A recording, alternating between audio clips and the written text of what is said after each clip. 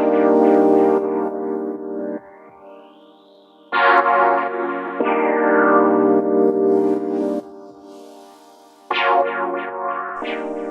ora and welcome to the Welly Nix cast. I am the Diggity Doodah Doc, and this is a very funky, special Wellington Phoenix checkup with Aotearoa's premier Wellington Phoenix aficionado extraordinaire, El Wildcardo. And Wildcard, before I ask you a couple of Wellington Phoenix questions from my semi-casual perspective. So for all the listeners out there, don't expect any super duper great knowledge from me. I'm going to be asking the layman's questions. I'm going to be asking questions of interest to me that extract the information out of the wildcard that then you can gain a bit of insight and perspective with regards to the Wellington Phoenix about. But before we get into that wildcard, I've been paying close attention to a whole lot of off-season Game of Thrones content, like way too much, just far too much Game of Thrones content, pretty much over the almost 2 years, 18 months that it has been absent from our lives, and I just love it all. I just absorb it, think about it, ponder it. So I'm just interested. We might come back to Game of Thrones as a frequent introductory topic for these niche cast episodes. Just interested in how whether you've seen the trailers, whether you've been reading or watching, or just have any thoughts about Game of Thrones at this point. I think we're only a month or two away from the premiere episode of the final season. Wildcard. Kia ora, talofa, namaste, and big cheers to you. And then how are you feeling about any Game of Thrones trailers, or ideas or thoughts or whatever? There you go. All right. Forget about pre-match rambles on the podcast. I reckon we need a few specific Game of Thrones ones once the season starts. We'll go right in on every episode. The big movie-length things now, that kind of thing. That's what I reckon. But as for the what would you even call it? The pre-season fitness aspect of it. To be honest, I have not paid a whole lot of attention to pretty much anything. I haven't even watched the old previews yet. I've seen a couple things just on the tally every now and then. They try to get you to pay for Soho or whatever or something like that. But nah. The only one I saw through that way was something about the 3 Stark kids walking through the old crypts underneath Winterfell, and something happened, and I can't remember what it was. Like a candle blew out or something got ominous, and then they didn't show anything. So yeah, that's my extent of the old the pre-season ramblings. That's it. But I don't know. The closer we get to it, the easier it's going to be to slide back in. That trailer tease that you're referring to with the Stark children's in the crypts of Winterfell was definitely the most interesting official piece of content that we've seen thus far. They had their own faces on the statues, eh? They had their own statues, yeah. Their own statues. They full out had their own statues. So you basically had the 3 children walking through the crypts of Winterfell, and then a lot of voiceover quotes like Catelyn Stark talking about how she should have just loved Jon Snow better, and then none of this would have happened, and Ned Stark and Lyanna Stark, quotes from them as they're walking through the crypts of Winterfell. When they walk past the Catelyn statue, they get the Catelyn voiceover, stuff like that. And then I'm not sure if you remember the feather in the crypts of Winterfell. It's kind of a symbol that you only remember once you see this trailer teaser thing. I think it's the feather from when Robert Baratheon went down to see Lyanna's tomb at the start. He put the feather in, and then Sansa later on in the series, she picked it up and put it back there. And then in this teaser, it's like it's on the ground. It's quite clearly important. And then when all the 3 Stark children are there looking at their statues, their tombs, an old brisk breeze sweeps through the crypts, and it like, you know how a previous preview, I think it was before last season, Daenerys is at that don't even know if she was there, but that table that's like a map of Winterfell at Dragonstone. Oh yeah. And then the ice kind of, old Stannis' table. Yeah, and the ice sweeps over that, and the little figures get frozen. It was pretty much the same as that, but with this feather. So the feather's like everything's cool, and then, well, not cool as in chilly. But wintry, shall we say? Well, everything's sweet as, bro. And then the cool breeze rolls through, and then the feather freezes, and you see it, and then the Stark children get all scared, and Jon draws his sword, Arya draws her little needle, and Sansa's just like staunch as fuck. Like, I love Sansa. So that teaser was very interesting because there's no Bran. It's kind of like pointing to the crypts of Winterfell having greater significance in this season than they have before, because we've basically been leading up to like what is so crazy about the crypts of Winterfell. We've had a lot of scenes down there. We've had a lot of interesting things go on down there. So it's all fairly crazy, and then you've got what role Cersei Lannister plays in all of this. The two wars happening at the same time. There's noise that you're going to see the Golden Company pop up, and they're going to have some shenanigans and antics as well, which it's not noise about it. We know that that's happening because they referred to it last season, but how they interact with the Northerners is probably the best way of putting it. So it's very interesting for me, Wildcard. We may refer to a few specific characters and just what you're looking forward to them in terms of introductory topics, and then, as you said, hopefully go up to our neck in Game of Thrones once the episodes start, because it's all coming to a climax. It's the last season. That's where it is. To be honest, I don't know if this is controversial to say or not, but I don't think it is, actually. I thought last season, a bit of a downer. Wasn't at the usual capacity of just excitement and mayhem as it usually is.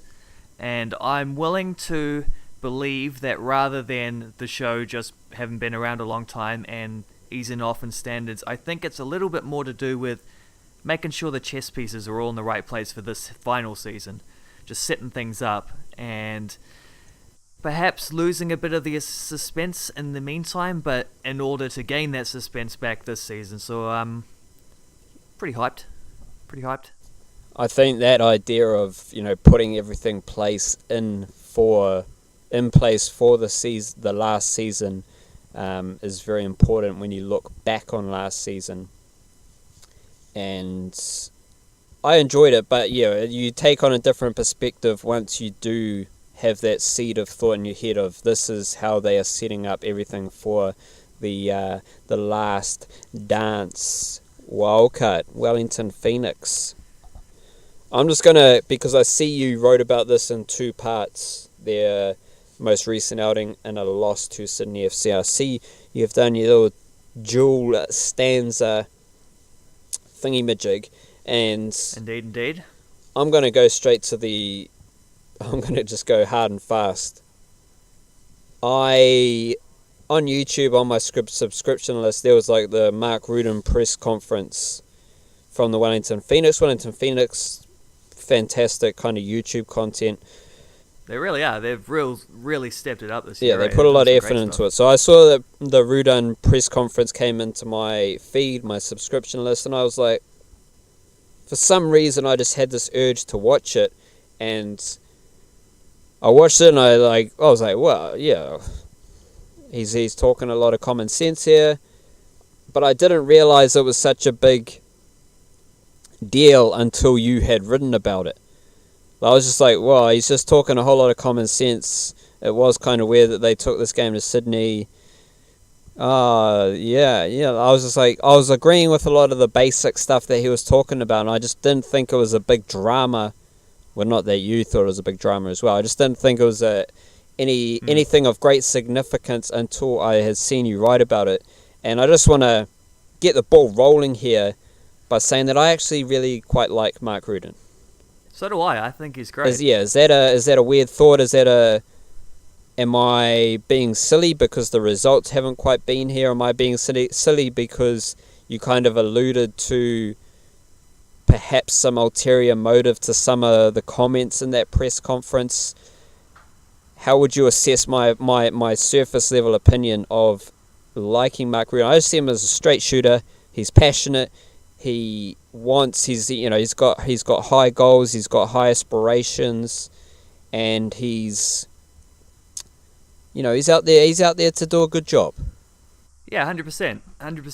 That's straight shooter is the best way to put it, because that's exactly what he is. He's just a dude who has high levels of standards that he expects from himself, from his players, from those around him. And what was so dramatic, I suppose, about that press conference wasn't so much what he said, because like you, I agreed with everything. And even the fact that he's taken a few pot shots at the management, that's not out of the question in football. A lot of gaffers like that kind of thing. They'll drop a little hint that we need to spend more money in January, or we need to do this or that or whatever, just in order to make sure that they're... Because, the managers themselves are always the first ones to be held accountable. When the team's struggling, it's like, well, sack the manager, that'll solve it. The upper management, always seem to get away with that a little bit and don't feel the pressure that the managers do as the face of the team, as the person who sits there in the press conference all the time taking questions and copping that heat. So I think Mark Rudan just, with that, it's the greater context of it, which is why that's the situation that it is. It's not just that he was taking a couple shots, it's that he was doing it amidst what is pretty significant speculation about his future with the club. He's got another year on his contract, but he's also heavily linked to these two expansion franchises, specifically the Melbourne one, which is starting up next season. So they kind of need a manager rather soon. And he's well liked in Australia. He's got a lot of mates. He did the Fox Sports broadcasting thing for a while beforehand. He's a relatively recent player. He's a well-known personality, and he's a person that obviously a couple other teams would be interested in his services, having proven himself to a degree with the Phoenix. It's very much like job only half done.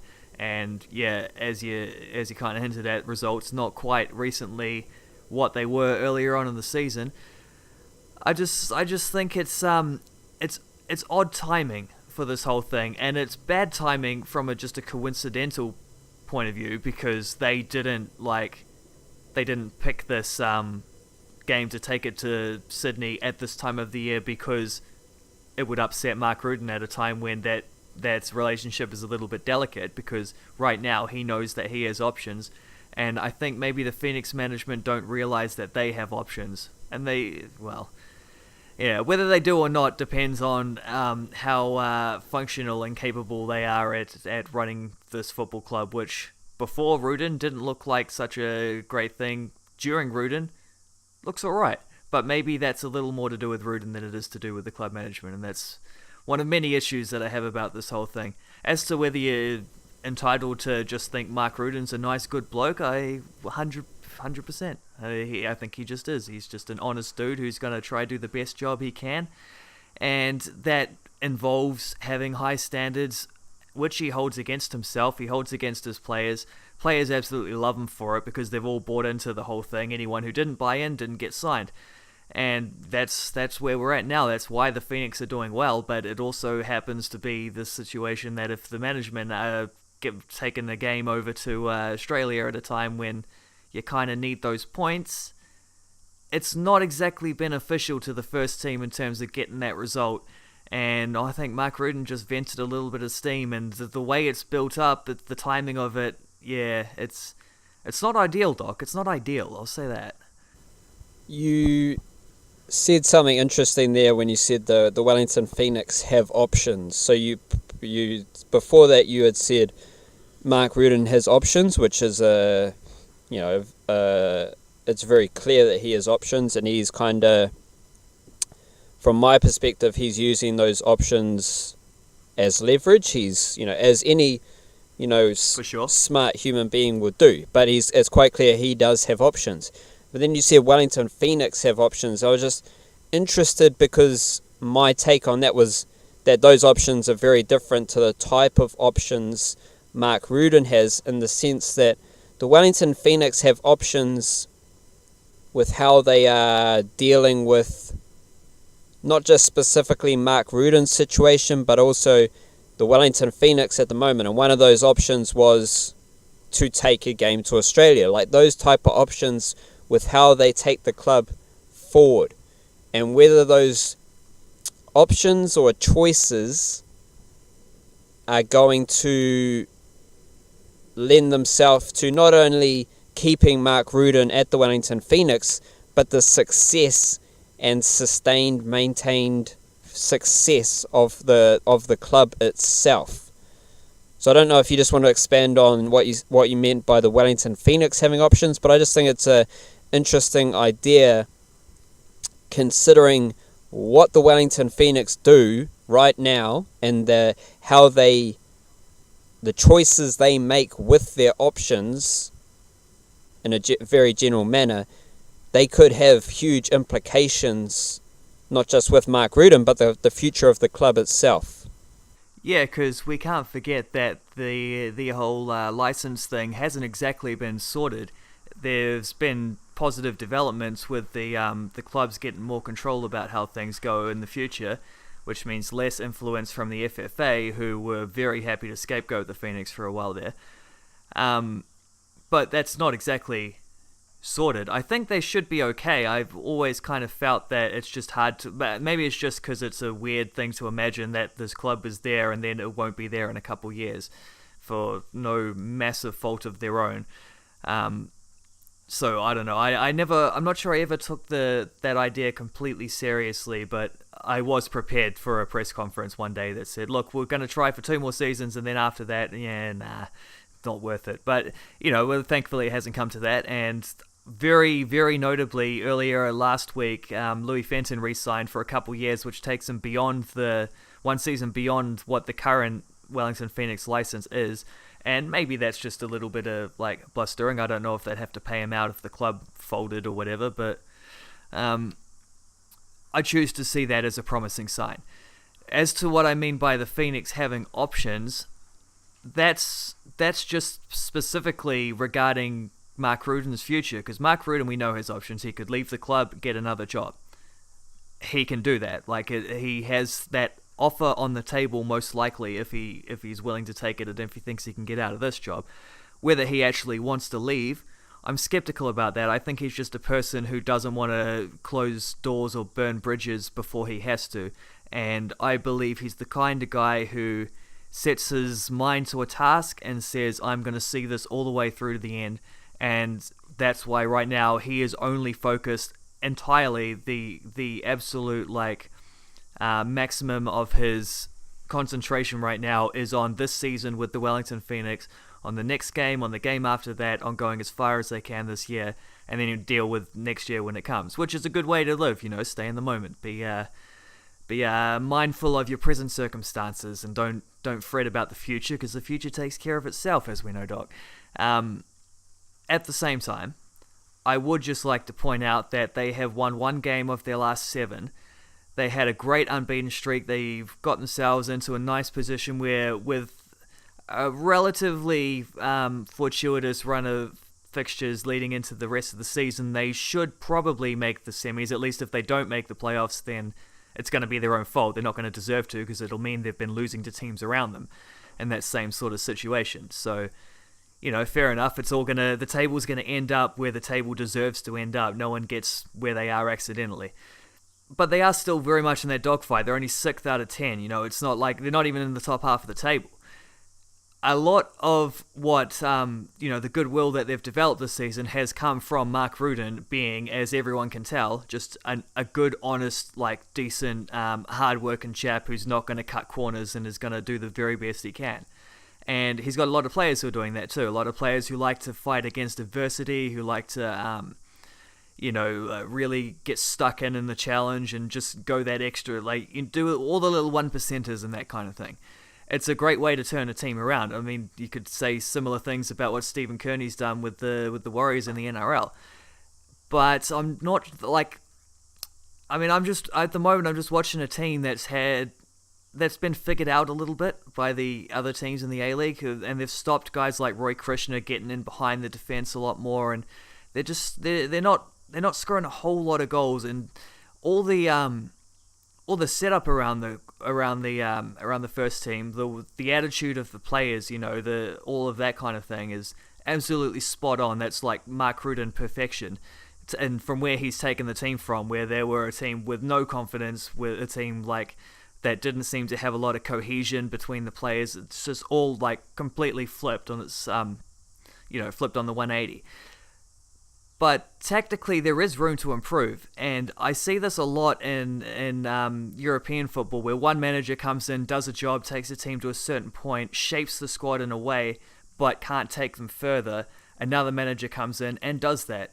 Someone like Pep Guardiola has said all along when he was at Barcelona, people criticized the managers that went before him. They got sacked. They didn't win enough. He came in and said, well, maybe they didn't have the success in the end, but my success wasn't possible without the foundations that they laid with the team. And we don't actually know if Mark Rudan can take this team further. I think bigger than Mark Rudan's problems are the fact that the squad is very lacking in depth, and when one or two key players are out injured, we saw Stephen Taylor was out on the last game, it makes a big difference because they just don't have the quality necessarily. They've got all the guys with the right attitude, the right they're all going to do what they're asked. They're going to do a job. They just don't quite have the expertise of someone like Stephen Taylor, who's played in, several years in the English Premier League. So maybe Rudan can take this team further, maybe not. It's very early for a manager. He's only maybe 2/3 of the way through his first season with the club. So you can't judge an end product by any means. All I'm saying here is that if he were to leave, if he were to take up another job, and it would be fair enough, because he wouldn't be doing it because he didn't believe in the club. He would be doing it more than anything else because his family is still in Sydney, and that's just been a difficult thing for him, being away from his family as much as he has. So completely understandable if he were to do that, at least I think. And then, it's just the point I do want to stress over and over is if the management, if the boardroom are on the ball here and not getting complacent and not just relying on Mark Rudan to do all the hard work and turning this club around, then they will be looking at other options. They will know that there are other managers who can come in, who can see what Mark Rudan has done, who can take the team a little bit further, maybe add a little bit more of that tactical nous, that tactical know-how in terms of breaking a team down on attack. Remember, Mark Rudan was a defensive player, and all his work in fixing this club has come from building from the back and forwards. First thing he did was sign the best import goalkeeper that he could. Then he signed the best import defender that he could, chucked him next to Andrew Durante, started working on that shape with the back five and all that. I just think the Phoenix, they don't have, if they lose Mark Rudan, that doesn't have to be the end of an era, and the end of a brief little flash in the pan era, and then that's it, back to same old Phoenix, big defeatist attitude. It can be the start of something even better. It's ultimately, that doesn't depend on Mark Rudan though. That depends on the boardroom getting things in order and making correct decisions and making the best hire of a replacement manager that they could possibly find. And I'd like to think that they're looking at like getting some guys qualified locally and grooming a few such talents like that. But I'm skeptical, just as New Zealand football don't seem to want to think ahead about the All Whites managers. I don't see that actually happening, but I don't know.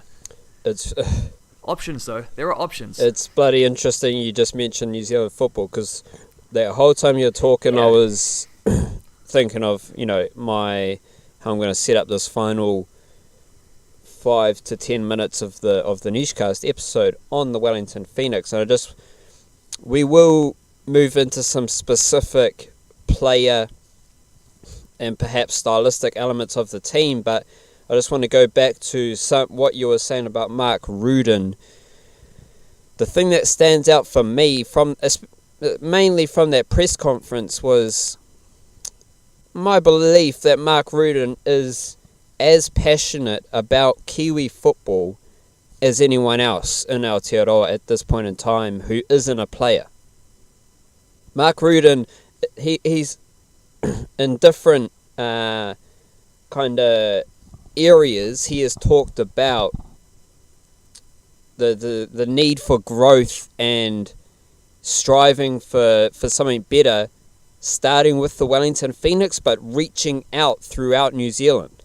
I've never got the impression, I think this goes back to what you're saying about Mark Rudan possibly leaving, but when you hear Mark Rudan speak and you hear his passion for football in New Zealand, it never sounds like he's just going to come here for 1 year and then just leave at the best opportunity that comes up, quickly.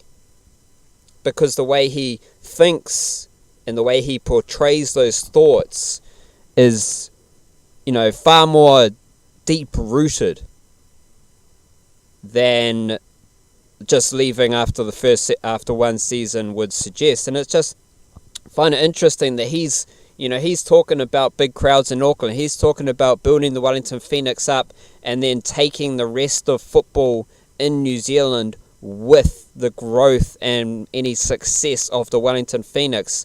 Would you you don't have to agree, but do you think I'm on the right lines there? Like, is Mark Rudan, is he actually like real passionate about football in New Zealand? Yeah, I think he is. No, I do agree with that. I think as long as he's in this job, he will be. He's just, he said all along, like, it's preferable to have New Zealand players who grew up with the Phoenix and are going to give that little bit extra for the, I don't want to say this cliche, but for the jersey, as the saying goes. There was then, during pre-season, something of a kerfuffle because he a couple of times suggested that the standard of some of the local players just isn't quite good enough for the A-League, and was then looking at guys like Ruben Way and Max Burgess and signing guys like that out of the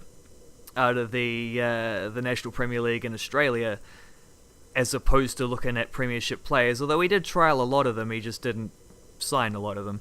And that was something that I got a little bit frustrated about myself earlier in the season, because I just don't think the problem with the Kiwi Premiership is not that the standard of the players is terrible, it's that the difference between the best players and the worst players is substantial.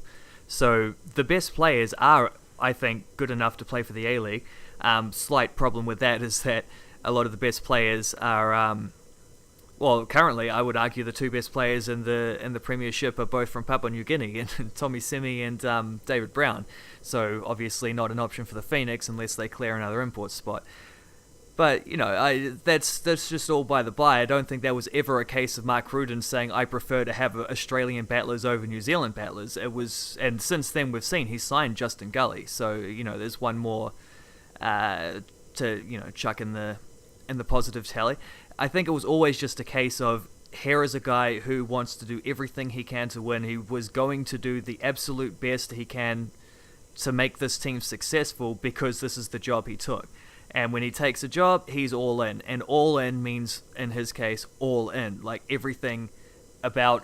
This is that whole thing about having high standards again, and the standards he holds for other people. So that's just the way he operates, I think. And, yeah, no, I believe he's fully passionate about the whole wider New Zealand project, because that helps with the Wellington Phoenix. And if he's into it in this aspect, he's into it in that aspect, because it's all, all in means all in. And he was the person who brought in the whole Māori element to the Wellington Phoenix. Like, they did have the change in logo. Yeah, and there was a little bit of that already happening before him. It wasn't fully him, but he certainly embraced it. He tapped into it, and he used it for... Like, it's one thing to use it for perhaps marketing purposes.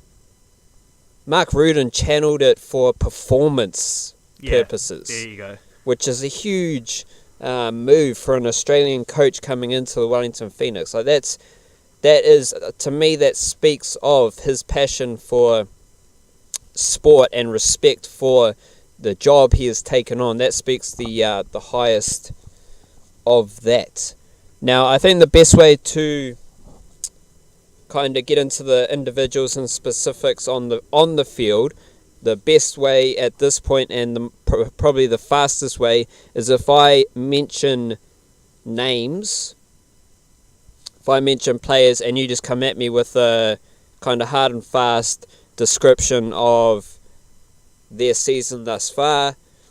Yeah, beauty. Let's do it. And what you think they offer based on what they've done to this point in the season, and any kind of future ideas moving forward this season. So the best person to start with is probably Sarpreet Singh. Yeah, superstar Preet Singh.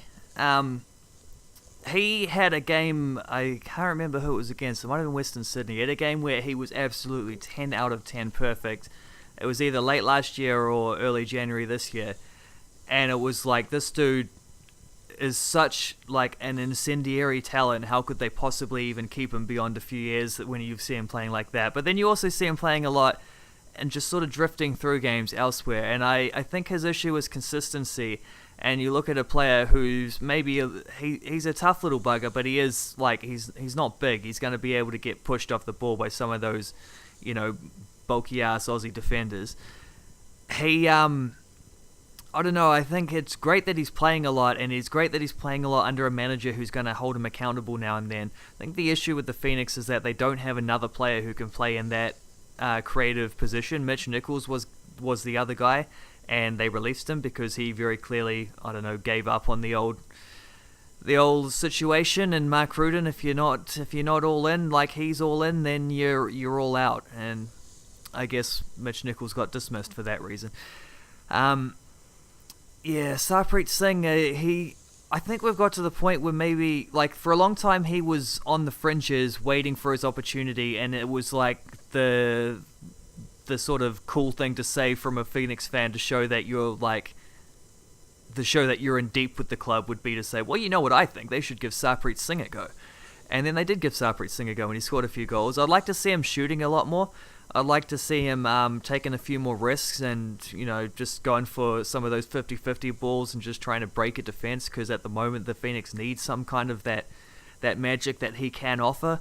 But I do think we're at a situation where He's just got to be a little more consistent in affecting games, and you expect that from a young player. He's only just turned 20, so it's all good. It's just, he's probably got to pick that up just a little bit, if I'm being honest. Roy Krishna. But the thing is, we've seen it. We know he can do it. Roy Krishna is currently in the running for a Golden Boot and for the overall player of the competition, so there's not a single bad word you can say about Roy Krishna. He's the best player the Phoenix have, and he's absolutely outstanding week in, week out. Just an incredible work ethic. I don't know how he's able to sprint as fast in the 90th minute as he does in the first minute, but somehow he does. And I don't know, he's a bit of a marvel. And I'll chuck this one at you, Doc. If they couldn't play in Wellington last week, didn't want to play back-to-back games in Auckland, decided they weren't going to get the crowd in anywhere else in New Zealand, why not go to Fiji? Yeah, go to Fiji. Or just go to Manukau FC. Or just go to Manukau, play at Centre Park. Louis Fenton. Louis Fenton. The thing with this whole Phoenix team is that basically everyone who wasn't already a star is having like a most improved caliber season, and Louis Fenton's definitely one of them. I think he was one of the last ones to get up to that level. And he, for a while there, it looked like his A-League career was just basically done because he'd had a couple shoulder dislocations. I think he'd dislocated each shoulder even. Just injuries had slowed him down to where he was released from his contract last year on the agreement that he'd be back this season, but he went and played with Team Wellington. Didn't actually play much for Team Wellington. Then went and played, I think, in the Victorian Premier League, something like that, just to get his minutes up there. I think the difference for him is he's never going to be a great defensive right back, but as a right wing back you don't have to, because you got Stephen Taylor playing inside you, so you're going to be all good there. However, the difference between him getting to the level he's got to now and the level he was at at the previous time he was there. He just looks so much more confident in taking on defenders, and I'm talking about like getting all the way up into that attacking third, just not hesitating, not looking for the safe pass backwards, just skin him. Just go straight up that sideline, pass the bugger, swing a ball into the box.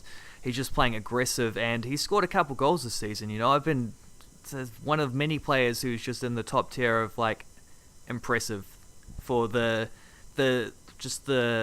developments in their game under Mark Rudan. All right, I got a couple more. I'm staying away from the obvious. Like, we know what Stephen Taylor does. We know what Andrew Girardi does. Like, there's no need to go into them. Mr. Rufer in the midfield. Yeah, I was hoping you'd say him. I reckon he is the most improved player in the whole competition. I remember when he played under 20s at the World Cup when we hosted it here, and he was a striker, and it was like, here's another Rufer, he's going to score all the goals, and he just wasn't effective in that way. And I think they ended up going, well, who was it? It was like Noah Billingsley or someone like that ended up playing most of the minutes as that team ended up in the knockouts there. Rufer just, the more he's played, the deeper he's gotten, and he's still a very young player. I don't know how old he is now, 22, 23 probably. And the deeper he's played, the better he's got. And he's a big solid bugger, and he's real strong in a challenge. He's not going to let anyone push him around. In fact, he'll be the one pushing people around, and that's why I think he leads the Phoenix in terms of yellow cards this season. He's actually suspended for their next game because of yellow card accumulation, his second suspension of the year for yellows.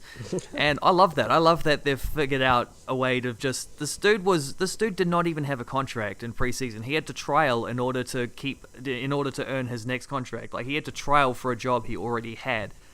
That's rough. I think a lot of football players are going to take that as a bit of a kick in the nuts and go elsewhere.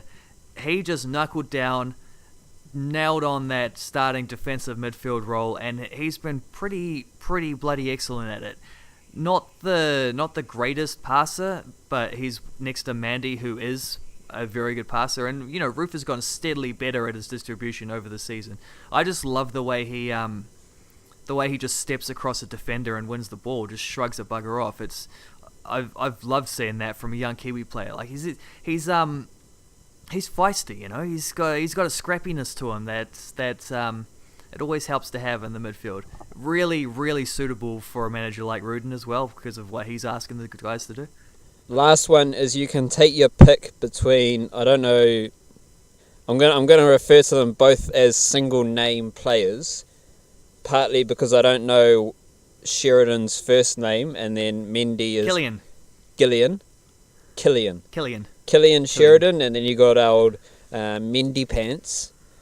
You can take your pick, but I want you to take your pick on Mendy Sosa. Yeah, Mendy or Sheridan, based on who is more interesting, intriguing, and enticing to you to speak about with your final little hot take of the Nishcast Wellington Phoenix podcast edition thingy episode. Yeah. Fair question. I don't know how to split them. Probably Sheridan. I'll just say on Mandy. Mandy is just a good, solid Spanish midfielder. Clever passer, deceptively creative, just a guy who complements what Alex Roof is doing as well, really well, and who has also, got to say, probably gets a lot of credit for bringing the best out of Roofer at the same time. But Sheridan's a fun one, because Sheridan, first couple games he played, came off the bench, set up goals for Krishna, just looked absolutely excellent. He can do a little bit of everything. He's skillful, he's creative, he's great in the air, he's got a rocket of a left boot. A lot like Andy Carroll, even down to the old hair with the cheeky top knot. Yeah, there's problem with that is he's only really played off the bench, so we haven't seen a lot of development from him since then. And David Williams had been playing so well that Sheridan just wasn't really getting much of a go. He was getting 15 minutes off the bench at the end of games, not really an opportunity to score. He is a player who I think has a certain X factor and an ability to combine with someone like Roy Krishna and even with David Williams as well, to where if you look at the fact that the Phoenix are struggling to score goals right now, if if you look at the fact that they need to score a lot more goals against, admittedly, they will be playing a couple of weaker teams coming up over the next month or so, and they absolutely need 3 points from each of those games, from all of those games, for as many of those games as they can, at least. The key to that is going to be scoring a few extra goals and converting those periods of dominance that they do have into reward, which is kicking that ball over that line into the back of that net, tallying up on the old scoreboard. And if you don't do that, you're not going to win games. If you do that, you can win games. So how are they going to get to that next level and actually convert some of that pressure? Well, Sheridan is very much a bit of an untapped potential guy in that squad. The guy with the most talent for the, I don't want to say the least exhibiting of that talent, because that's not really fair to him. It's just he's the guy who has the most left to give that he hasn't been able to yet. So, might be a bit of an X factor over the rest of the season. Might be that guy who can take the Phoenix back over the top and into winning ways. Plus, he's got a podcast, which good on him. There you have it. The Nichecast, Wellington Phoenix edition. Thank you, Wildcard, for dropping so much knowledge. Yeah, no worries. I'll have to return the favour and we'll do a Warriors one sometime soon. I think the next one will probably have to be Black Caps Test Cricket and a little Plunkett Shield wrap, because we've got a nice window where the next round of Plunkett Shield cricket doesn't spark up for a while, and then we do have the Black Caps Test against Bangladesh sparking up in a couple of days. So I think that'll be the next one, and then plenty of Warriors to chat through as well. Wildcard, you can have final word. Oh, I left my notebook with all my final words in the other room. What shall I say? What shall I say, Doc? What shall I say? The top advice that one of my many podcast gurus likes to share? Someone once asked him what would be the one thing you could, if you could text every single phone in the world one message, what would it be? And he said, quote, "Remember who you are." Remember who you are. There you have it. We'll be back in a couple of days with some cricket for you. Until then, remember who you are. Don't forget it. Write it down. Write down who you are. Yeah, keep it in a little, keep it on a post-it note in your pocket or something like that, so you always remember. On the back of the toilet door, so every time you take a shit, you got a reminder of who you are and why you're here. Not why you're here on the toilet, but why you're here on planet Earth. With the ability to take a shit, you know how it is. There's potential that the answer could be the same, but